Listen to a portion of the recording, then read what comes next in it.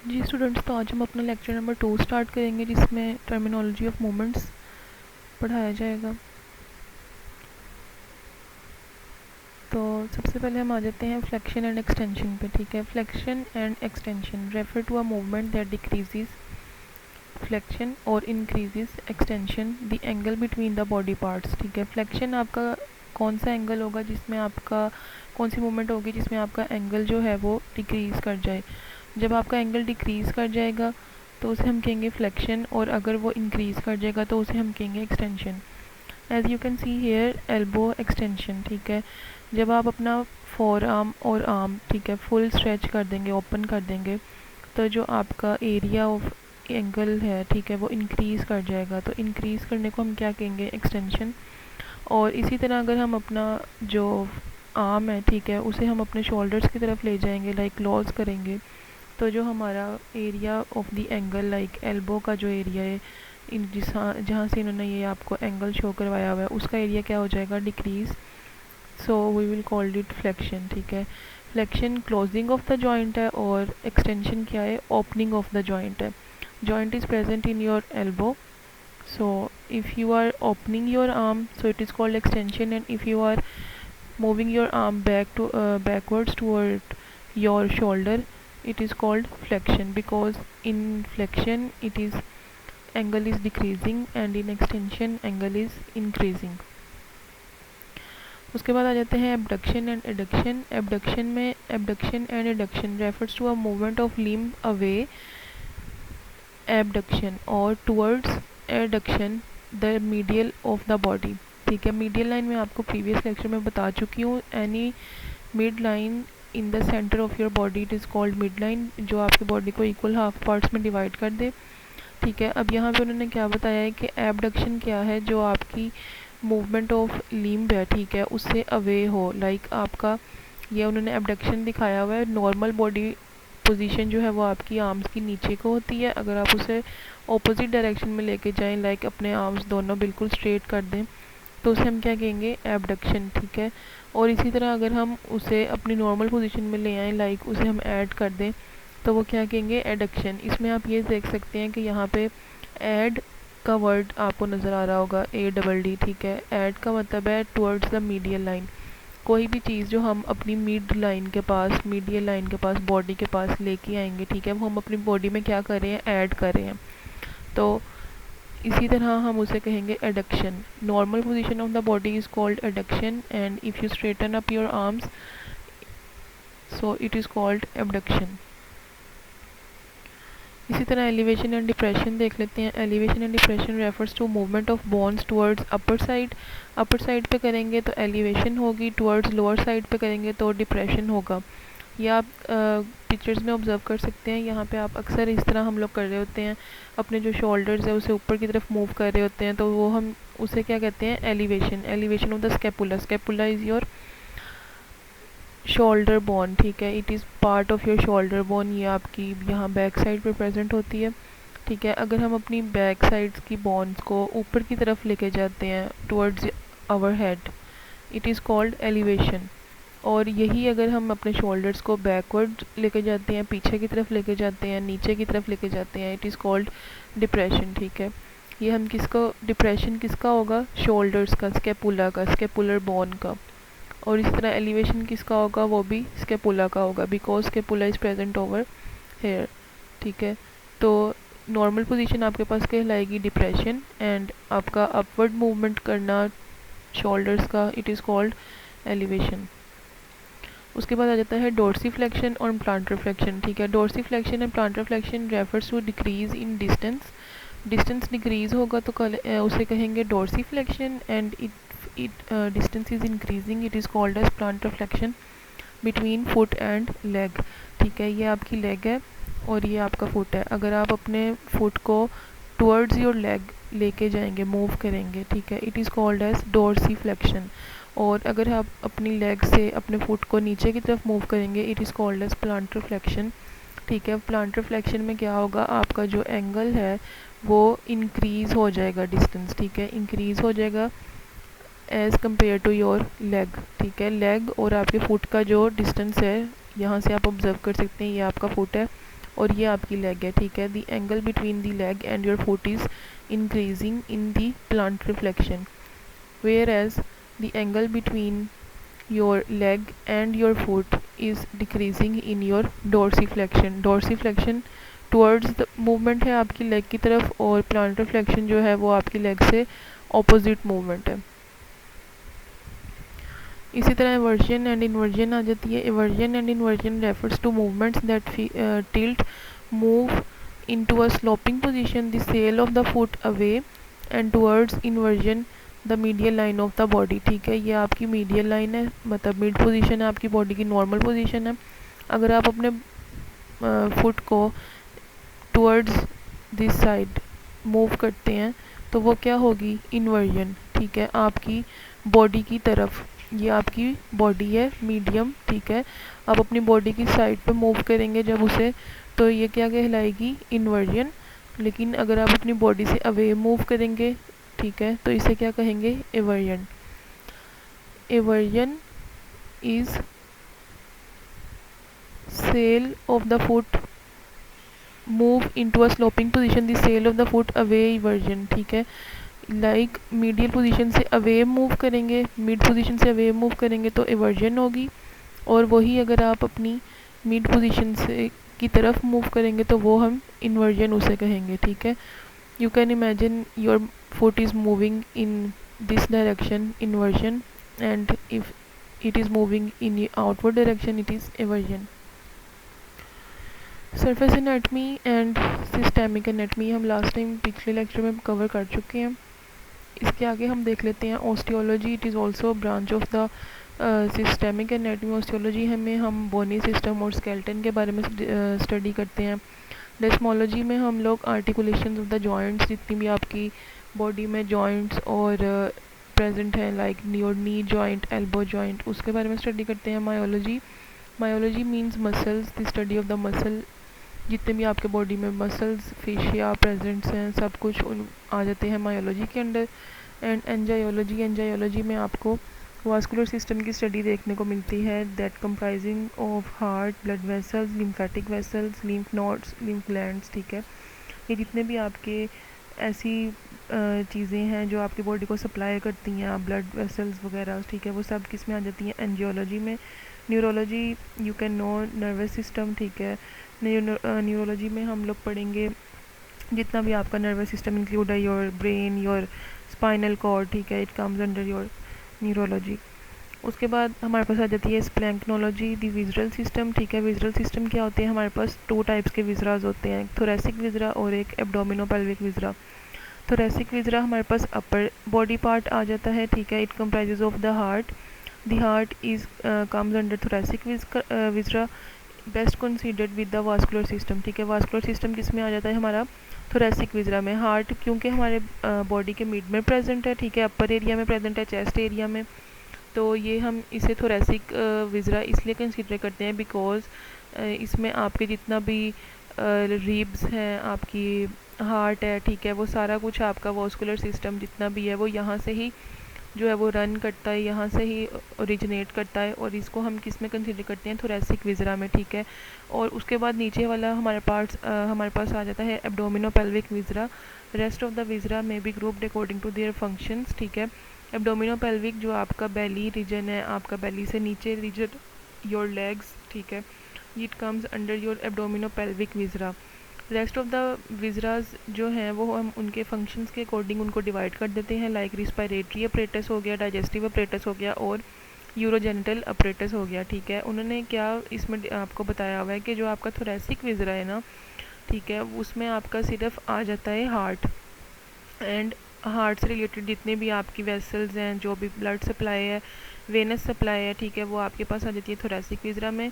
और जो आपकी एब्डोमिनोपेल्विक विजरा है वो आपकी थोरेसिक रीजन से लाइक योर डायाफ्राम, ठीक है, बिलो योर डायाफ्राम, डायाफ्राम से नीचे जितना भी आपका पोर्शन है वो सारा किस में आ जाता है, एब्डोमिनोपेल्विक विजरा में। और एब्डोमिनोपेल्विक विजरा में जितनी भी चीज़ें हैं वो हम उसके फंक्शंस के अकॉर्डिंग उसको डिवाइड कर देते हैं, लाइक डाइजेस्टिव अपरेटस में हमारे पास इंटेस्टाइन, स्टमक, ठीक है, हर चीज़ ये आ जाती है।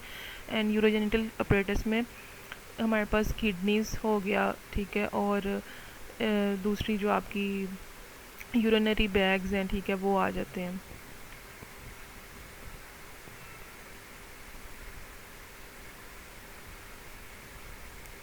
उसके बाद हम देख लेते हैं study of the human cell, ठीक है। It is your new topic. Study of the human cell में हम पढ़ेंगे cell. Cell in biology, the basic membrane-bound unit that contains the fundamental molecules of life, which all living things are composed, ठीक है। Cell एक आपका basic structural and functional unit है।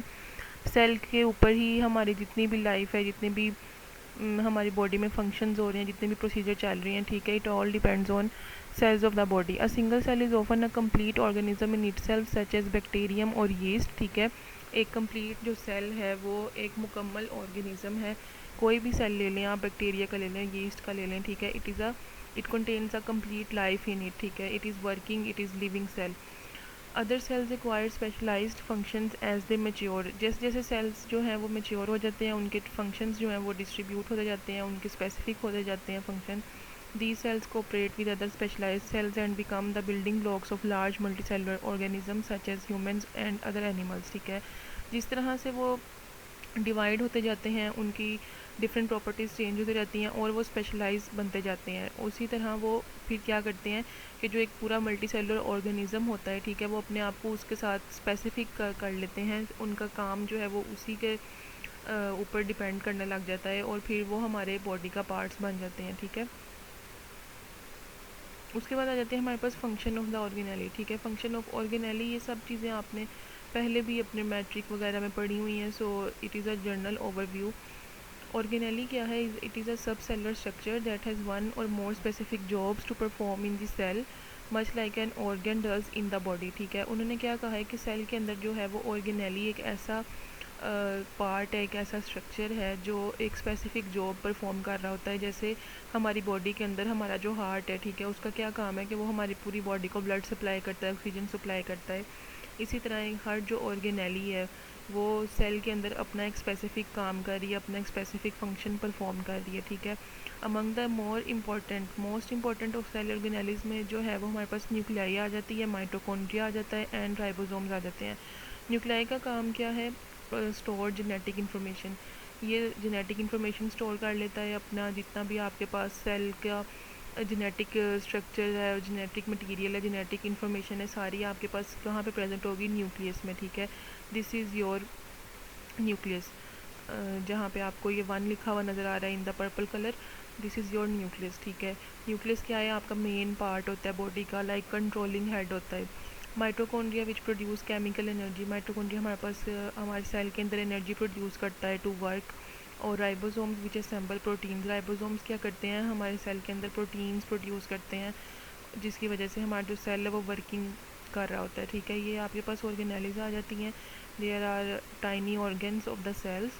और ये आपके पास 14 टाइप्स ऑफ ऑर्गेनेलीज हैं, जिसमें आप देख सकते हैं कि डिफरेंट टाइप्स हैं। न्यूक्लियस है, राइबोसोम्स हैं, स्मूथियार है, माइटोकॉन्ड्रिया है, लाइजोसोम है, सेंट्रियोल है, ये आप सब कुछ मैट्रिक में पढ़ चुके हैं। उसके बाद हम देख लेते हैं सेल डिवीजन, ठीक है। It is important topic cell division. इसमें से अक्सर आपके पास क्वेश्चन आ सकता है। इसमें क्या है? Nucleus the structure in a cell that contains the chromosome. Nucleus ऐसा स्ट्रक्चर है जिसके अंदर क्रोमोसोम प्रेजेंट होते हैं, ठीक है। The nucleus has two primary functions होते हैं न्यूक्लियस के। It is responsible for storing cell's hereditary material. एक तो वो आपका हेरिडिटरी मटीरियल स्टोर कर रहा होता है, ठीक है, डीएनए का। और द डीएनए, जिसे हम डीएनए भी कहते हैं, it is responsible for coordinating many of the important cellular activities such as protein synthesis, cell division, growth and a host of other important functions, ठीक है। ये है कि आपका जो डीएनए होता है, ठीक है, वो आपके सारी जेनेटिक इन्फॉर्मेशन का क्या है, एक कह लें ख़जाना है आपके पास, जो क्या करवाता है? Responsible for coordinating many of the important cellular activities. बहुत सी सेल की activities such as protein synthesis, protein synthesize कैसे होगी, सेल डिवाइड कैसे होगा, उसकी ग्रोथ कब स्टार्ट होगी, उसने अपना इंपॉर्टेंट फंक्शन कब करना है, कब रेगुलेट करना है, ये सारा कुछ जो मैनेज करना वो किसका काम है? डीएनए का, लाइक न्यूक्लियस का, because nucleus contains the DNA, ठीक है। ये आपके पास न्यूक्लियस का स्ट्रक्चर है। You can see there are pores present in the nucleus. The outer covering is called nuclear envelope and the inner yellow material you can see it is called nucleolus, ठीक है। Nucleolus के अंदर आपको DNA और chromosomes मिलेंगे, chromosome के अंदर DNA present होगा। ठीक है, ये है जो आपका, आप देख सकते हैं ये जो पिंकिश मटेरियल है, ठीक है, पिंकिश है, ये न्यूक्लियोप्लाज्म है। उसके बाद न्यूक्लियोप्लाज्म के अंदर ये आपको क्रोमेटिन मटेरियल नज़र आ रहा है। ठीक है, और ये आपकी जो आउटर कवरिंग है it is called endoplasmic reticulum. Endoplasmic reticulum जो है वो ये इसने न्यूक्लियोलस को कवर किया हुआ है। और ये जो न्यूक्लियर इन्वेलप है, आउटर कवरिंग ऑफ न्यूक्लियस, इसके अंदर क्या प्रेजेंट है, पोर्ट्स प्रेजेंट हैं, ये डॉट्स जो आपको छोटे से नज़र आ रहे हैं। उसके बाद हम बात कर लेते हैं डीएनए हेलिक्स। ठीक है, what is DNA? Double helix as related to genomics, it is a term used to describe the physical structure of DNA. A DNA molecule is made up of two linked strands that wind around each other to resemble a twisted ladder in a helix like shape. ठीक है, DNA एक ऐसा structure है जो एक तो आपका genetic material को, सारा जो जीनोमिक्स आपका जो आपके पेरेंट्स से आपके अंदर ट्रांसफ़र हुआ हुआ है उसे कंट्रोल करता है, उसको स्टोर करता है। ठीक है, और उसके अलावा ये एक ऐसा फिज़िकल स्ट्रक्चर है, वो आपको लगेगा जैसे दो सीढ़ियाँ आपस में बिल्कुल एक ट्विस्टेड फॉर्म में जो है ना वो जुड़ी हुई हैं, और उन्होंने एक सीढ़ी बनाई हुई है। ठीक है, ये आपको आगे डायग्राम से भी समझ आ जाएगा। आरएनए क्या है? Ribonucleic acid, abbreviated as RNA. Nucleic acid present in all living cells that has structural similarities to the DNA. इसकी जो स्ट्रक्चरल सिमिलरिटीज़ हैं, लाइक इसका जो स्ट्रक्चर होता है, ठीक है, वो डीएनए से रिजेंबल करता है, लेकिन ये क्या होता है, सिंगल स्ट्रैंडेड होता है। Primary function of the RNA is to create proteins via translation. इसका जो काम है, इसका जो मेन रोल है वो क्या है, प्रोटीन सिंथेसिस करना। ठीक है, प्रोटीन को बनाना, प्रोटीन को मैनेज करना, प्रोटीन देखना कि कहाँ की सेल में प्रोटीन की जो है वो अब डेफिशिएंसी है तो मैं वहाँ पे उसे प्रोवाइड करूँ। ठीक है, और प्रोटीन बनाने को, प्रोटीन के जो सारा प्रोसीजर है उसे प्रोसेस होने को, उसे हम क्या कहते हैं, translation. RNA carries genetic information that is translated by ribosomes into various proteins necessary for cellular processes. MRNA, rRNA and tRNA are the three main types of RNA involved in protein synthesis. ठीक है, RNA के पास क्या होती है, genetic information होती है जो उसे, वो जो राइबोसोम है, ठीक है, वो उसे ट्रांसलेट करता है सारी उसको इन्फॉर्मेशन को। उसके बाद वो क्या करता है, प्रोटीन को सिंथेसाइज करता है, प्रोटीन्स को बनाता है। ठीक है, यहाँ पे हम देख सकते हैं 3 टाइप्स होते हैं हमारे पास राइबोसोम्स के। एमआरएनए को हम मैसेंजर आरएनए कहते हैं, आरआरएनए को हम राइबोसोमल आरएनए कहते हैं, और टीआरएनए को हम ट्रांसलेशनल आरएनए कहते हैं। ठीक है, ये इनकी 3 टाइप्स है, और ये तीनों ही जो हैं वो प्रोटीन सिंथेसिस में इन्वॉल्व होते हैं। You can see here, this is the structure of DNA. It is a double stranded structure, as I said before, कि आपको लगेगा कि ये 2 स्ट्रैंड्स हैं, ठीक है, जो आपस में इस तरह ट्विस्ट बना के आपस में जो है वो ज्वाइन हुए हैं, और उन्होंने एक सीढ़ी बनाई हुई है। ठीक है, ये जो आपको नज़र आ रही है इनके दरमियान में, इट इज़ कॉल्ड बेसिस। ठीक है, ये जो इसका स्ट्रैंड है ये शुगर फॉस्फेट का बना होता है, शुगर फॉस्फेट बैकबोन इसकी कहलाती है। ठीक है, ये जो आपको दरमियान में स्ट्रैंड्स नज़र आ रहे हैं, ये हमारे पास इसकी बेसिस होती हैं, बेस के पेयर्स होते हैं, एडेनिन, थायामीन, गुआनिन, साइटोसिन। ठीक है, ये हमने मैट्रिक में पढ़ा हुआ है। तो ये जो बेसिस हैं, these are all genetic informations. यहाँ पे हमारे पास राइबोन्यूक्लिक एसिड का स्ट्रक्चर है। ठीक है, it is single stranded structure. यहाँ पे भी वही बेसिस प्रेजेंट होती हैं, लेकिन यहाँ पे आप एक ये देख सकते हैं कि यहाँ पे जो है ना वो यूरासिल प्रेजेंट होगी।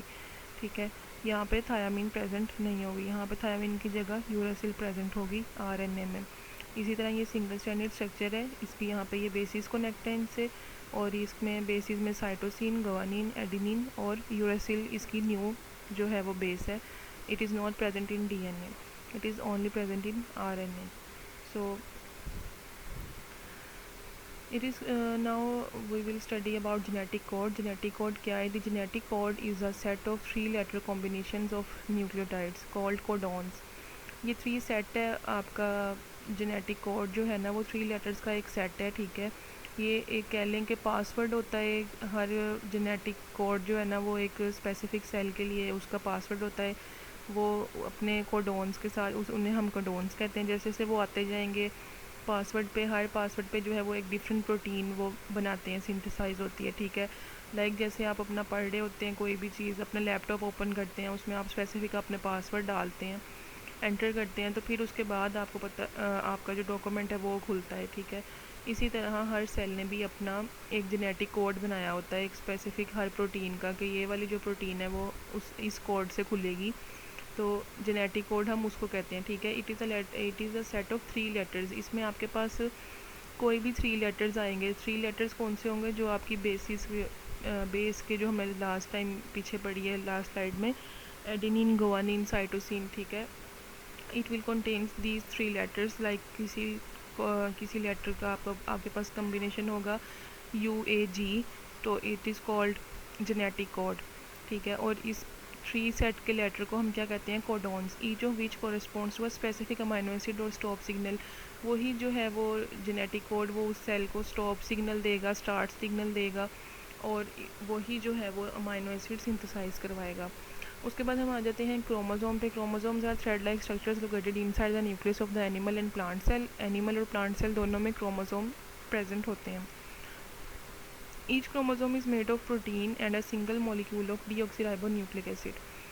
हर क्रोमोसोम जो है वो स्पेसिफिक प्रोटीन से बना हुआ है और DNA उसके अंदर प्रेजेंट होता है। ये आपका सेल है, ये आपका न्यूक्लियस है, ठीक है। Your nucleus contains chromosome and your chromosome contains DNA, ठीक है। ये जो आपके क्रोमोसोम के एंड्स होते हैं, ठीक है, इसे हम कहते हैं टीलोमेर। ये क्रोमोसोम है और ये आपके क्रोमोसोम के अंदर से DNA निकल रहा है, ठीक है। सिर्फ एक DNA प्रेजेंट नहीं होता, मिलियंस ऑफ DNA प्रेजेंट होते हैं। Pass from parents to offspring DNA contains the specific instructions that make each type of living creature unique, ठीक है। जैसे अब पेरेंट्स की जो जितनी भी क्वालिटीज़, जितनी भी चीज़ें होती हैं वो उनके बच्चों में ट्रांसफ़र हो जाती हैं। लाइक हम अपने पेरेंट्स से रिजेंबल कर रहे होते हैं, हमारे अंदर उनकी आदतें भी प्रेजेंट होती हैं। ये क्यों है? बिकॉज उनका DNA जो है वो हमारे अंदर ट्रांसफ़र हुआ हुआ है। उनकी जो आदतें हैं, उनकी जो इंफॉर्मेशन है वो हमारे अंदर आई हुई हैं। इसी तरह आप देख सकते हैं कि काफ़ी बच्चों का जो आइज़ का कलर है, ठीक है, वो अपने पेरेंट्स पे चला जाता है। वो क्यों जाता है? क्योंकि उनके पेरेंट्स से इंफॉर्मेशन आई होती है बाय DNA। वही एक सारा आपको कह लें कि इंस्ट्रक्शन देता है कि ये वाला जो चीज़ है, या आपने कोई भी चीज़ जो आपकी जिसकी डेवलपमेंट हो रही है, ठीक है, उसने बनना कैसे है, वो कैसे बनेगा, उसका ये कलर होगा, ये स्ट्रक्चर होगा, वो इतने साइज़ की होगी, ये सारा कुछ किसका काम है? DNA का। उसके बाद हम देख लेते हैं cell division. Cell division are of 2 types, ठीक है, माइटोसिस और मियोसिस। ये आपने पहले भी पढ़ा हुआ है। Mitosis the type of division takes place in somatic cells, ठीक है। ये जो आपके माइटोसिस है ये आपकी सोमैटिक सेल्स में होती है। लाइक सोमैटिक सेल्स ऐसे सेल्स होते हैं जो आपके पास जेनेटिक रोल प्ले नहीं करते, ठीक है। मियोसिस जो सेल्स हैं वो आपके पास कहाँ पे होती है? गेमेटिक सेल कौन से होते हैं? जो आपके पास डिवाइड हो सकते हैं मज़ीद फर्दर, और जिसके अंदर आपकी इंफॉर्मेशन होती है जो आपके सेक्स में पार्ट्स लेते हैं, ठीक है। 2 daughter cells are formed mitosis में, 4 daughter cells are formed in meiosis, ठीक है। Number of chromosomes remains diploid in daughter cells. ये जो 2 डॉटर सेल्स फॉर्म होंगे माइटोसिस में, ठीक है, वहाँ पे जो नंबर होगा वो डिप्लॉयड ही रहेगा। डिप्लॉयड मीन्स डबल हो जाएगा। और यहाँ पे क्या होगा? Number of chromosomes becomes haploid. यहाँ पे नंबर क्या होगा? हैप्लॉइड इंक्रीज़ कर जाएगा, डिक्रीज़ कर जाएगा, 1/2 हो जाएगा, ठीक है। यहाँ पे 2 डॉटर सेल्स फॉर्म होंगे, यहाँ पे 4 डॉटर सेल्स फॉर्म होंगे। यहाँ पे आपका जो क्रोमोसोम्स का नंबर है वो डिप्लॉयड हो जाएगा, डबल हो जाएगा। यहाँ पे जो आपका क्रोमोसोम्स का नंबर है वो ईच सेल में हैप्लॉइड हो जाएगा, लाइक पहले से हाफ रह जाएगा। Mitosis is necessary for growth and repair. Mitosis जो है वो आपकी ग्रोथ के लिए, आपके बॉडी की रिपेयर होने के लिए इम्पॉर्टेंट है। और जो मियोसिस है वो आपकी सेक्सुअल रिप्रोडक्शन के लिए इम्पॉर्टेंट है, ठीक है। Crossing over does not take place. Crossing over होता है कि लाइक क्रोमोसोम्स का आपस में अपने जो सेगमेंट्स है वो एक्सचेंज कर लेना। यहाँ पे क्रॉसिंग ओवर नहीं होती, और क्रॉसिंग ओवर टेक्स प्लेस यहाँ पे क्रॉसिंग ओवर होती है, ठीक है। This is the diagram of mitosis and meiosis. This is parent cell. Parent cell divides into a cell and DNA replicates, ठीक है। यहाँ पे आप ये देख सकते हैं कि यहाँ पे अभी DNA आपको नहीं नज़र आ रहा। जैसे ही सेल जो है वो रेप्लिकेशन स्टार्ट करेगा तो DNA अपनी फॉर्म में आ जाएगा, क्रोमोसोम्स अपीयर हो जाएंगे, और फिर उसके बाद क्या होगा? सेल जो है वो डिवाइड हो जाएगा 2 डॉटर सेल्स में, ठीक है। ये आपने 2 डॉटर सेल्स देखे हैं, ये इक्वली डिवाइड हो गए हैं, लाइक 4 इसमें है और 4 ही इसमें है, ठीक है। इसी तरह हम देख लेते हैं मियोसिस में ये पेरेंट सेल है, यहाँ पे DNA ने रेप्लिकेशन स्टार्ट की है, it divides the cell into 2 daughter cells, ठीक है।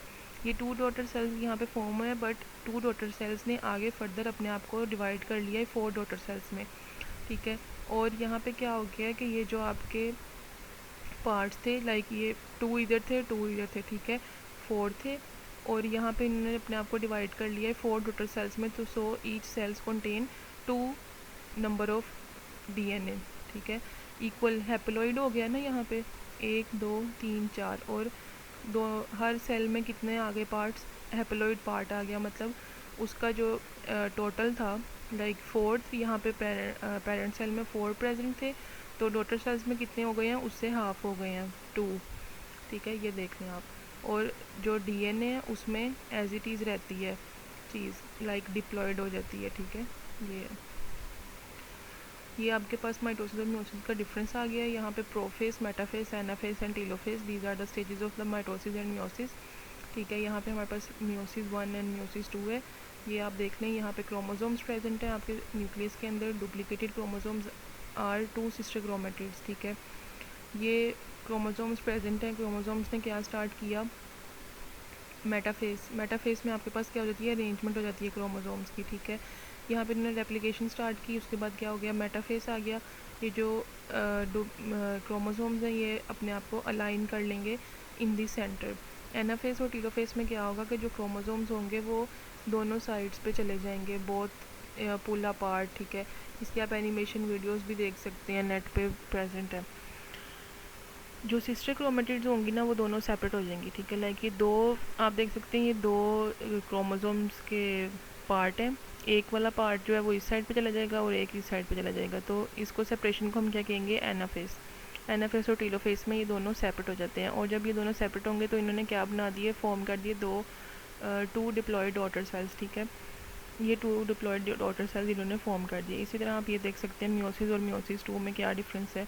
यहाँ पे ये आप क्रॉसिंग ओवर देख सकते हैं, ये जो पिंक वाला पार्ट है ये और ये ब्लू वाला पार्ट है, इन दोनों ने आपस में अपने सेगमेंट्स चेंज कर लिए हैं। ये you can see here the dot, pink dot, ठीक है। ये जो स्काई ब्लू वाला क्रोमोसोम था इसने अपना ऊपर वाला जो पार्ट है वो ये इसको दे दिया है, इस वाले पिंक क्रोमोसोम को, और जो पिंक वाला है उसने अपना जो अपर सेगमेंट है वो इस वाले क्रोमोसोम को दे दिया है, ठीक है। मियोसिस में हमारे पास जो है वो चेंज आता है, डिफरेंस आता है, लेकिन जो माइटोसिस है उसमें हमारे पास डिफरेंस नहीं आता।